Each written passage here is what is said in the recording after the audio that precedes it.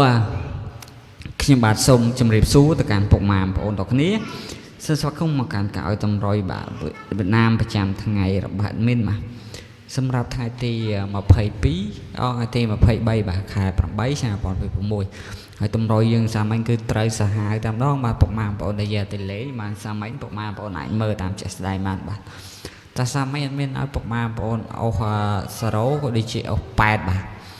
ម៉ោង4គឺឃើញថាអុស0អុស8អត់មានទេបាទប៉ុន្តែយើងចូលលេខធំចូលលេខធំបានមួយគ្រាប់បាទចូល216គុណបាទចូល216គុណនៅប៉ុសដេបានមួយគ្រាប់បាទចូលលេខធំបងប្អូនគេ621គុណបាទយើងចូលមួយគ្រាប់បាទនៅប៉ុសដេគឺចូលចំតែម្ដងហើយបើអត់មានអត់ឲ្យ226ក៏អត់មានឲ្យ225ក៏វាចូលដែរបងប្អូនគ្នាអត់មានស្រឡាញ់226ផង216ផងនិង215ផងអញ្ចឹងឲ្យទៅចូលមកក្របមែនបាទ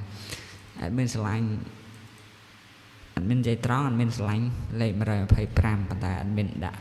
126គឺលើវាឡើងចុះមកក្របដល់ចូលមែនបាទចូលធំក្របហេង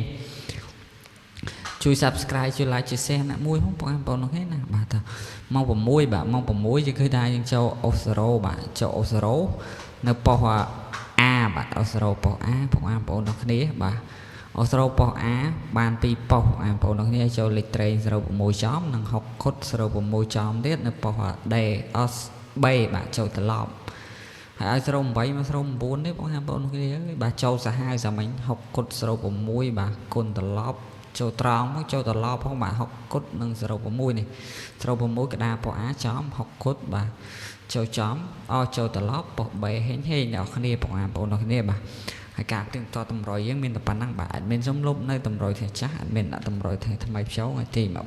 23ខែ8ឆ្នាំ2026ហើយពុកម៉ែបងប្អូនដែលបានឃើញវីដេអូនេះឲ្យជួយចុច like និង Subscribe ក៏ដូចជាបើកនៅខាងក្តាំងម្នាក់មួយដើម្បីទទួលបាននូវរូបតម្រុយពិសេសហេងចូលចំប្រចាំថ្ងៃបាទតោះសម្រាប់អុកខ្ទង់នេះអត់មានអុកខ្ទង់0ក៏ដូចជាអុកខ្ទង់6បាទពុកម៉ែបងប្អូនអាចយកទៅលេងបាទខ្ទង់0ក៏ដូចជាខ្ទង់6ហើយសម្រាប់ក្របត្រេងបាទ0យើងមាន06 08 6យើងមាន67តើជូនបងប្អូនហេងហើយក្របធំយើងមាន6 7គុតបាទ6 7គុតនិង349គុណតើឲ្យជូនបងប្អូនទាំងគ្នាហេងចូលចំទាំងគ្នាហើយកុំភ្លេចណាជួយចុច like និង Subscribe បើស្អាតកណ្ដឹងអ្នកមួយផងបាទដើម្បីទទួលបាន